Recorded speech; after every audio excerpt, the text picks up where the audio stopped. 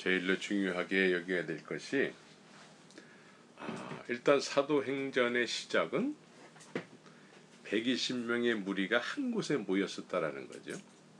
예? 그러니까 이 사람들은 다 주의 말씀을 똑같은 말씀을 공유한 사람들이었어요. 그래서 말씀의 공동체고 또 말씀의 공동체로서 또한 한 장소에 모였다라는 거예요. 그래서 우리가 지금 한 말씀에 의해서 한 장소에서 그렇게 한 공동체를 이룰 수 있는 어떤 그런 마음들을 가지고 있느냐.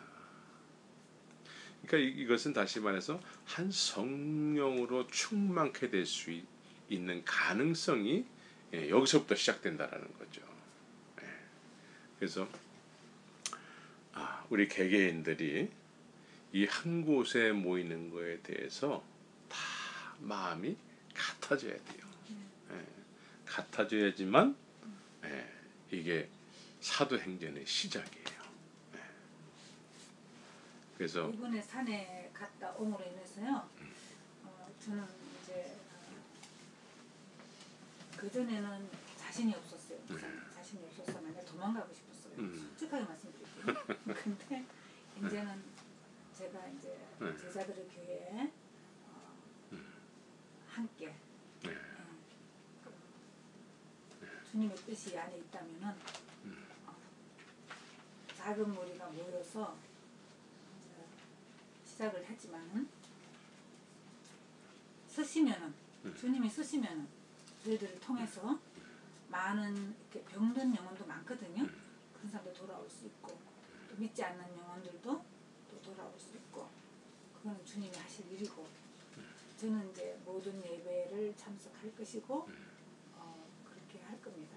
아멘. 그래서 이들은 120명은 그렇게 하실 주님을 확신하고 모였어요. 아직 시작은 되어지지 않았는데 그렇게 하실 주님으로 확신하고 120명이 모였다라는 거죠. 이게 중요한 거예요. 그렇게 하실 주님을 믿었다는 거예요. 그리고 또한 이들은 50일 전에는 예수님을 죽였던 사람들이 가득히 사는 곳에 거기 안에 한 다락방에 모였었다라는 거예요. 그러니까 얼마 전까지 자기들도 죽이려고 했던 사람들이란 말이에요. 그런데 이런 사람들 속에 한 다락방에 모여서 주님이 하실 거를 확신하고 모였었다라는 거죠. 그래서 알지 못하는 것을 예배하지만 열심히 있는 자들에게 120명은 축복의 통로가 됐다는 거예요. 중요한 것은. 그러니까 알지 못하는 것을 예배하기 위해서 각처에서 모여들었지 않습니까? 또 얼마 전까지만 해도 자기들을 죽이려고 했고 예수님을 죽였어요. 그런데 성령께서는 그런 사람들을 내치지 않아요. 그 사람들에 대해서 이 120명이 축복의 통로가 되는 거예요. 그래서 3,000명, 5,000명씩 막 회개하는 역사가 일어나지 않습니까? 그러니까 성령의 역사는 우리끼리만 하는 역사가 아니에요. 네? 오늘날 많은 잘못된 성령을 가리키는 분들이 우리에게만 구원이 있다라고 자꾸 가리킨단 말이에요. 그 구원은 생명의 물이기 때문에 흘러가는 거예요. 믿습니까? 네. 그래서 흘러가야 돼. 우리끼리만 모이면은 이건 잘못된 거예요. 네. 배척하는 사람들일지라도 그들에게 생명의 물이 흘러가는 것이 성령께서 바라시는 거죠. 기뻐하시는 거죠. 성령의 일반적인 역사잖아요. 성령의 일방적인 역사. 네.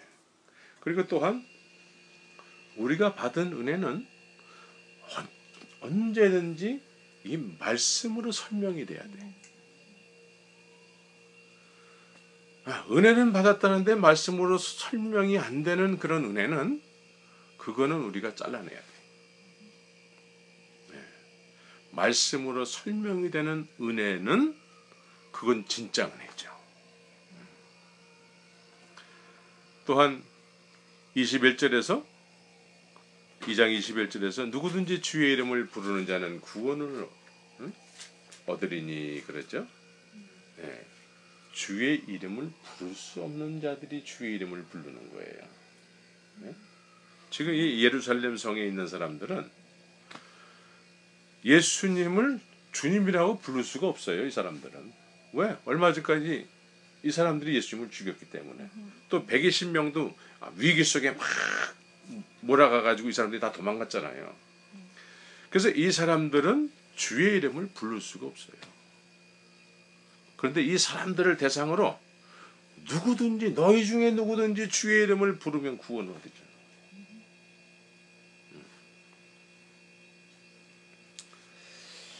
그래서 오늘 22절에서는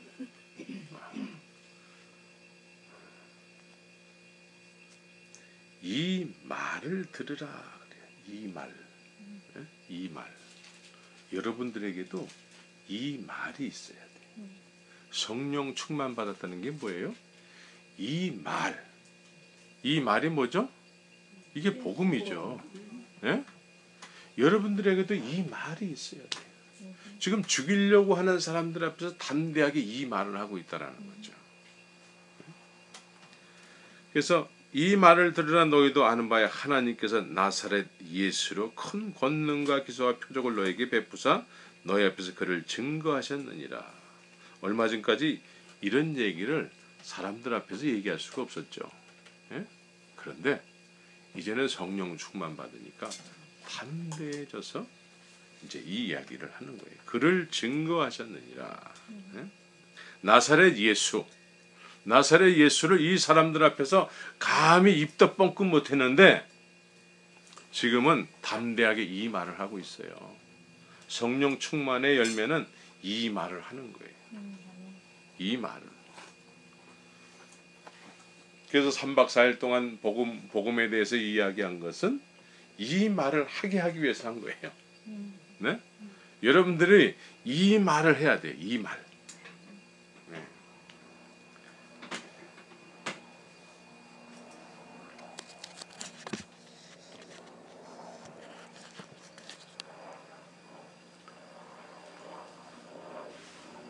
그래서 이 사람들은 예수님을 십자가에 못 박은 자들이지만 성령 충만을 받으니까 이들을 수용하는 거예요.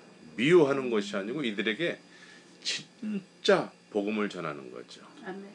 우리가 이웃을 사랑한다라는 것이 뭐죠? 예? 우리의 정성을 하는 것이 우리의 정성을 표현하는 것이 사랑일까요? 그거는 인간적인 사랑은 될 수 있어요. 진정한 사랑은 뭐냐면 이 말을 하는 거예요. 이 말을. 네, 여러분들도 이 말을 담대하길 바라요. 네? 그래서 성령 충만 받은 자들에 의해서 그 시대에 예루살렘 성 안에 사는 기득권층이 회개하고 돌아온 거예요. 회개할 수 없는 사람들이 회개했다는 거예요. 성령의 역사는 회개의 역사로 시작하는 거죠. 한국의 부흥도 회개의 역사로 시작이었어요. 그러니까 우리도 회개의 역사. 오늘날 한 번 회개했으면 됐지 뭘 또 맨날 회개하냐, 이런 기류가 아주 강하게 있고 또 거기에 한 몫을 하는 것이 구원파예요. 우리는 회개. 하말티아라는 뜻이 뭐냐면 화살을 쐈는데 관역에 정확하게 들어가야 되는데 이게 딴 데로 가는 거예요. 이게 죄라는 하말티아라는 말의 뜻이에요. 이거 자체가 죄라는 거예요. 딴 데로 갔어요. 하나님은 이쪽으로 쐈는데 인간이 딴 데로 가는 거예요. 예? 그래서 회개함으로 이제 시작이 되는 거죠. 그리고 성령의 사람들은 이렇게 막혔었던 사람들과 소통을 하는 거죠. 소통. 자기네들을 죽이려고 했던 사람들인데 무서워서 벌벌벌 떨어야 되는데 그 사람들이 나타나면은 벌벌벌 떨어야 되는데 이 사람들에 대해서 담대히 베드로가 서가지고 자기들의 성령께서 말씀하게 하는 이 말을 담대하게 얘기한다는 거예요. 담대하게 얘기해서 그들과 함께 소통을 한다는 거예요. 그러니까 담대함이 없으면은 소통이 안 되는 거예요. 하나님은 우리에게 항상 뭐라고 말씀하시죠? 여호수아에게 뭐라고 말씀하시죠? 담대하라는 거예요. 담대하라. 예. 우리가 해야 될 게 담대함이에요. 예? 내가 다시 말하니 담대하라. 성령이 충만함이 임하면은 담대함이 있는 거예요. 담대함이. 예? 그래서 여러분들이 담대하게 이 말을 전하시기를 바랍니다. 예? 그래서 이렇게 우리끼리만 소통이 없이 그냥 산속에서 자기들끼리만 이렇게 사는 것은 위조지폐일 수 있어요. 그거 잘 분간해내야 돼요. 예수님도 변화산에서 베드로, 요한, 야곱하고 예수님하고 이렇게 넷이서 이렇게 있었지 않습니까? 그러니까 사람의 속성은 거기에 자꾸 머무르려고 그래요. 근데 예수님은 세상에 내려가라 이거예요. 세상과 소통하라는 거예요. 예.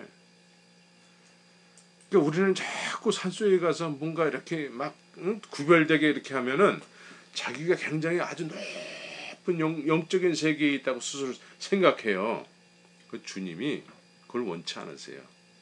근데 그거는 위조지폐, 가짜 돈이란 말이에요. 우리는 세상 속의 빛과 소금의 역할을 해야 돼요.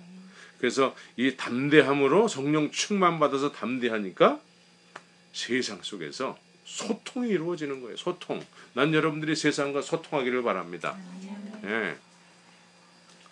그래서 25절서부터 이렇게 다윗의 이야기가 나와요. 다윗은 어떤 사람이죠? 다윗은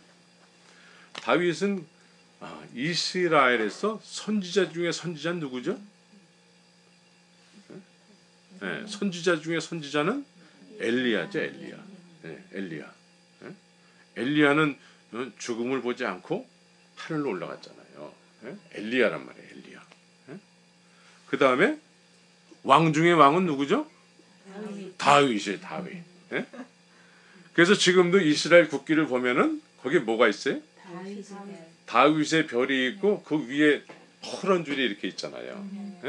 그게 뭐예요? 그 퍼런 줄이? 예, 이란과 이 무슬림권들은 그걸 굉장히 싫어해요. 그 퍼런 줄이 뭘까요? 그게 다윗 왕 때에 이스라엘 국경을 표시하는 거예요. 그래서 유프라데스 강과 밑에 이 강 이름 내가 잊어버렸어요. 티그리스 강인가? 이 옛날 다윗의 별, 다윗 왕국을 얘기하는 거예요. 그때의 영토를 얘기한단 말이에요. 그때의 영토를 이스라엘 국기로 이렇게 그려놨잖아요. 그런데 그 국경이 지금 이란에 있거든. 이락과 이스라엘. 이란에. 그러니까 지금 남의 나라란 말이에요.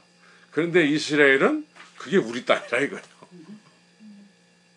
그러니까 무슬림권에서 이스라엘을 못 잡아먹어서 막 반정을 한 거죠. 다윗은 이처럼 왕 중에 왕이에요. 이스라엘에서는 그때 가장 무기했고 가장 강력한 나라였어요.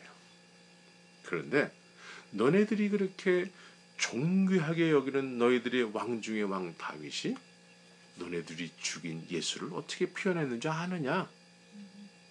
이걸 또 성경적으로 풀이하는 거예요. 다윗은 왕이었지만 그는 선지자였다라는 거예요. 그래서 30절에 그는 선지자라 그러잖아요. 이 구약 시대에 벌써 이 다윗은 그리스도를 누렸다라는 거예요. 이처럼 성령 충만이 임했는데 이거를 성경으로 계속 설명을 해주는 거예요. 너네들이 이미 다 아는 내용이라는 거예요. 그 처음 생긴 이야기가 아니라 구약에서 너희들이 그렇게 신봉하는 구약 성경을 통해서 하나님은 이미 다 말씀했다라는 거예요. 그래서 이처럼 우리가 은혜를 받았다고 했을 때는 하나님의 말씀에 의해서 설명이 돼야 되는 거예요. 이 설명이 안 되면 이 수상한 거예요. 믿습니까? 그래서 이제 이 시점에서 이제 조금 더 이렇게 얘기하고 싶은 것이 뭐냐면, 예수님이 아직 십자가에서 죽으시지 않으셨을 때에 제자들이 막 쫓아다녔잖아요. 그 제자들이 막 쫓아다녔을 때에 그 제자들의 늘 일상적으로 이야기하는 주제는 뭐였을까? 그때 예수님이 아직 죽으시지 않으셨어요. 그때의 제자들의 일상적으로 말하는 주제는 뭐였을까? 생각해 보신 적 있어요? 예수 22절에도 예수로 큰 권능자이고 기사와 표적을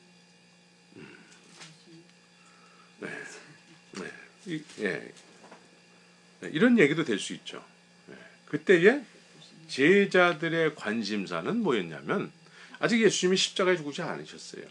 예수님이 왕권으로 다스린 때를 그러니까 이들이 예수님에 의해서 이 마을 저 마을 막 이렇게 다니면서 자기들이 실제로 뭘 했어요?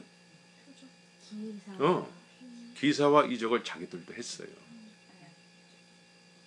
그거 자랑했겠죠. 그렇죠. 그거 자랑했을 거라고. 그리고 우리가 쫓는 예수님, 선생 예수죠. 그때는. 그때는 그리스도 예수가 아니에요. 선생 예수예요. 선생. 랍비라고 했단 말이에요. 랍비. 선생 예수를 자랑하는 거죠. 이해가 되시죠? 그러니까 이들의 주로 관심사는 우리의 선생은 얼마나 훌륭한 선생인지 몰라. 그러니까 육신적인 믿음에 속한 사람은 누구를 자랑한다고요? 사람을. 선생 예수, 선생 바울, 선생 베드로, 선생 아볼로를 자랑하는 거예요. 그러니까 이때에 나름대로 또 성령께서 역사를 하셔가지고 이 사람들이 병자도 고치고 귀신도 내쫓고 막 은사를 막 베풀었겠죠. 은사. 예수님, 우리 선생님을 쫓으니까 우리에게 이렇게 은사가 임했어. 이들의 자랑은 은사였을 거예요, 아마. 그리고 예수님께서 오병이어의 기적과 칠병이어의 기적, 막 죽은 자를 살리고 말이죠. 또 여러 가지 이적과 기사를 그걸 다 목도했단 말이에요. 이들의 관심사는 그런 거 하나하나 체험할 때마다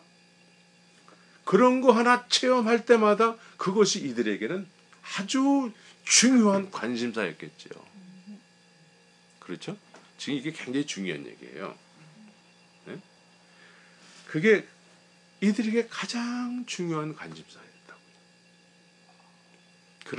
이러던 사람들이 지금 성령 세례를 받으니까 오순절날을 경험하고 나니까 이들의 관심사는 뭐였어요? 부활하신 예수. 이제 과거에 자랑했던 은사라든가 이런 거는 중요한 얘기가 아니에요. 이해가 되세요? 이들의 지금 관심사는 뭐죠? 우리의 죄를 담당하셔서 십자가에서 죽으시고 부활하신 예수가, 이게 이들에게는 가장 핵심적이고 또 이것이 하나님께서는 가장 우리에게 허락하신 가장 큰 일이에요. 그럼 우리가 성령 충만 받았다고 했을 때는 이것이 우리에게 관심사가 돼야 돼요. 믿습니까? 근데 엉뚱한 얘기를 자꾸 예수님이 이 땅에 계셨을 때 제자들이 막 자랑 삼아 했던 은사, 그런 것만 자꾸 그것이 본질인 것처럼, 그건 아직도 성령 충만을 받지 못했다라는 거예요. 이건 우리에게 너무나 중요한 얘기. 우리가 앞으로 나가는 데 있어서 너무나 중요한 얘기예요. 우리의 관심사는 성령 충만의 표적은 나에게 독생자 예수 그리스도께서 십자가에서 죽으시고 부활하신 일, 나를 위해서, 우리를 위해서 이거를 이야기하는 것이 또 이것을 통해서 올라가시면서 내려보내신 성령, 그분이 우리에게 오셔서 이제 이걸 증거한다라는 거예요. 이거를 증거한다라는 거예요. 그래서 아까도 얘기했지만 이 말이 뭐냐 이거예요. 이 말이 성령 충만 받아서 이 말을 지금 제자들이 하고 있단 말이에요. 난 여러분들이 이 말, 성령 충만의 열매는, 성령 충만의 증거는 이 말을 하는 거예요. 이 말을 하고 싶어서 견딜 수가 없어져야 돼요.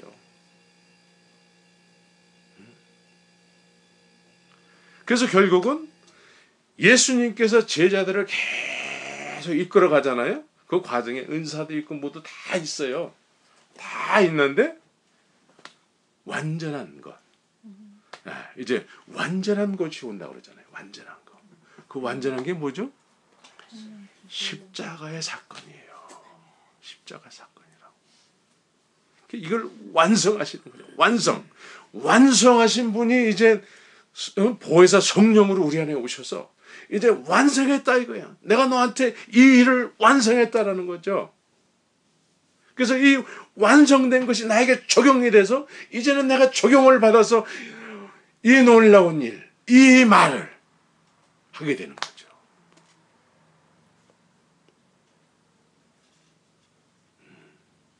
이제 이렇게 정리가 되죠. 사람들은 이 과정 속에, 여정 속에 한 부분만을 이것이 전부인 것처럼 막 자랑할 때가 있어요. 그런데 성령 충만의 표적은 십자가를 얘기하게 한다는 거예요. 네. 그래서 십자가의 복음이에요. 믿습니까? 네. 이것이 우리 공동체의 핵심이 돼야 돼요. 그래서 이거를 증거하기 위해서 그동안 여정 속에 하나님께서 허락하셨던 것들이 있잖아요. 여러 가지 은사들이 있고 뭐 막 있었잖아요. 네. 그것은 본질이 아니지만 십자가의 복음을 증거하는 데 있어서 이런 것도 사용할 수 있다는 거죠. 아멘. 네. 그러나 그게 본질이면 안 돼요. 그래서 사도 바울 선생님이 로마서 1장에서 그 말을 하는 거예요. 내가 너희를 경고케 하기 위해서 무슨 은사를 나눠주길 원한다는 거죠. 네?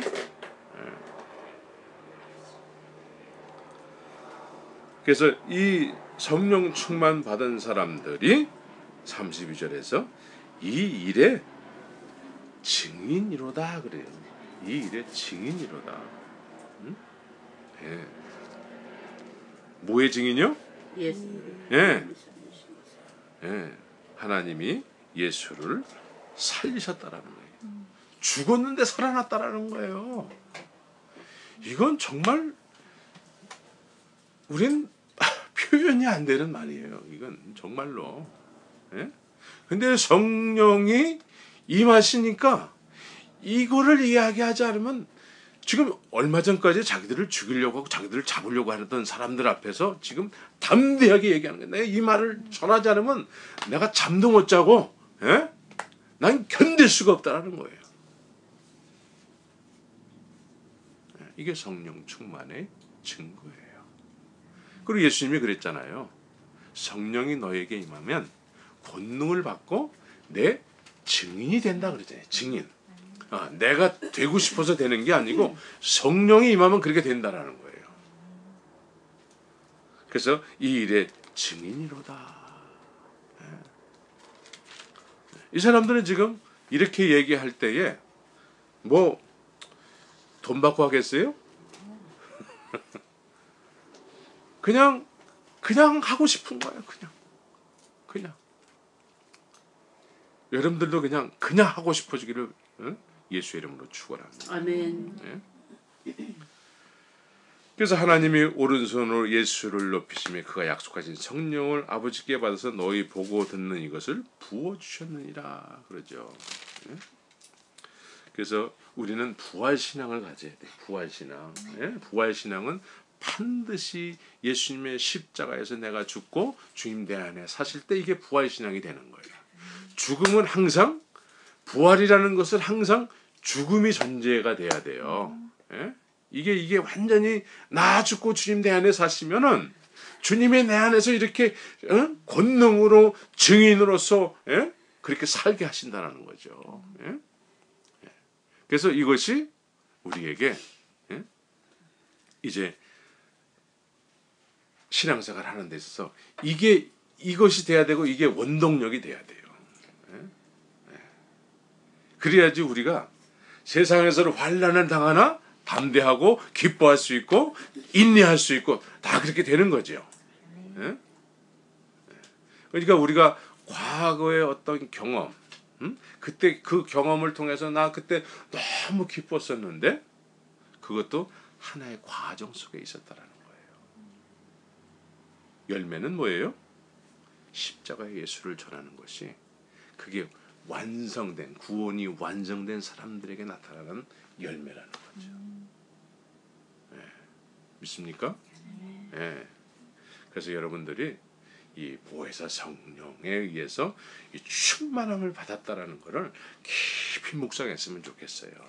그러니까 과거의 나를 자꾸 생각하지 말고 현재 나에게 하나님이 원하시는 거 있잖아요. 난 너가 이렇게 됐으면 좋겠다. 내가 허락하시는 보혜사 성령에 의해서 이제는 부활의 영광, 내가 너를 위해서 죽고 부활했어, 이거를 사도들처럼 증인으로서 그렇게 살았으면 좋겠다 라는 것이 지금 우리에게 바라시는 하나님의 소원이에요. 그래서 주님은 결코 죽음에 묶여 있을 수가 없어요. 죽음에. 죽음이 붙잡으려고 해도 붙잡을 게 없어. 왜? 죄가 없으시기 때문에. 그래서 3일 만에 부활하시고 또 성령이 그 부활의 영이잖아요. 부활의 영. 부활시키신 거죠.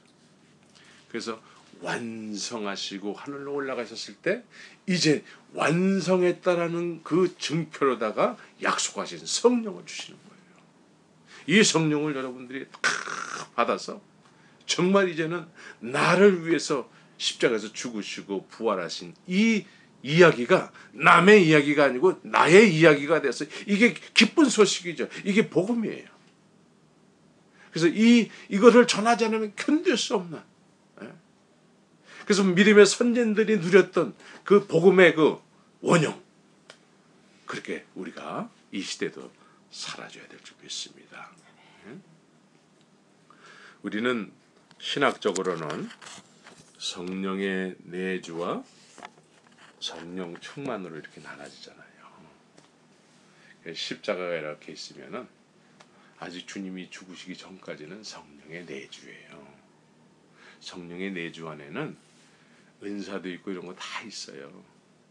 그러나 십자가 이후에는 보혜사 성령은요, 오직 나를 위해서 십자가에서 죽으시고 부활하신 내 죄가 해결받은 이거를 이야기하는 사람이에요. 사도 바울이 은사적으로 얘기한다면은 그 사람처럼 은사가 많았던 사람이 어디 있어요? 3층천까지 올라갔다 왔다는데. 우리는 그런 사람들한테, 그런 분한테 명함을 내밀 수가 없어요. 그런데 이 사람은 3층천까지 갔다 왔지만 그건 본질이 아니라는 거예요. 본질은 뭐죠? 죄의 문제가 해결된다는 거예요. 그거를 확인시켜주는 분이 누구예요? 보혜사 성령이에요. 우리가 이런 말을 여러 번 지금까지 신앙생활을 해오면서 계속 들었지만 그것이 남의 얘기하듯이 그냥 하나의 이론으로 이야기할 적이 많았다는 거죠. 네. 그런데 이제 보혜사 성령이 우리 안에서 충만하게 그거를 이제는 이게 나의 전부다라는 거죠. 예. 이게 나의 전부가 돼야 돼요. 예? 그래서 이거를 전하지 않으면 견딜 수 없는 그런 믿음의 성도들이 다 되시기를 바랍니다. 아멘. 우리 이 모임은 이거를 위해서 모인 거예요. 이거를 위해서. 지금 우리가 지금까지 신앙생활 해오면서 왜 마음이 답답했을까요? 예? 이 교회 가보고 저 교회 가보고 그런데도 왜 내 마음은 공고할까? 우리는 공고한 이유를 알아요. 이유를 안다고. 무엇으로부터 체험을 받아야 되는지 다 알아요. 근데 길을 몰랐을 뿐이에요. 그런데 이제 그 길을 향해서 우리가 함께 떠나는 거죠. 그래서 한 장소에서 한 무리가 한 말씀을 가지고 모여서 기도하고 또 믿고 구한 것은 받은 줄 믿고 한 걸음 한 걸음 나아가는 믿음의 공동체, 말씀의 공동체가 돼야 되는 거죠. 예. 그래서 난 여러분들이 이번 수련회를 통해서 우리가 한 발자국 더 이렇게 주님이 허락하시는 그 약속에 한 발자국 다가갔다고 나는 생각을 해요. 그래서 우리가 더 모이기에 힘쓰고 말씀을 묵상하고 기도하고 그래서 결국은 하나님께서 약속하신 사도행전적 교회가 이루어질 줄 믿습니다. 그래서 서로가 서로에게 위로가 되고 그렇게 사랑의 공동체로서 그렇게 되어졌으면은 간절히 소원합니다. 같이 기도합시다.